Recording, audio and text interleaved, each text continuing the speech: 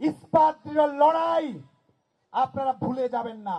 আমাদের হৃদয়ের পবিত্র আরাধ্য নিয়ে ছেলে খেলা করার তামাশা দেখাবেন না। অনেক বিনয়ের পরিচয় দিচ্ছি, সীমা লঙ্ঘন করছেন। দেশরত্ন শেখ হাসিনাকে নিয়ে ন্যূনতম বক্তৃতা বিবৃতির কোন বিভ্রান্তিমূলক প্রচারণা হলে বাংলাদেশ ছাত্রলীগ শেষ দেখে ছাড়বে, শেষ দেখে ছাড়বে।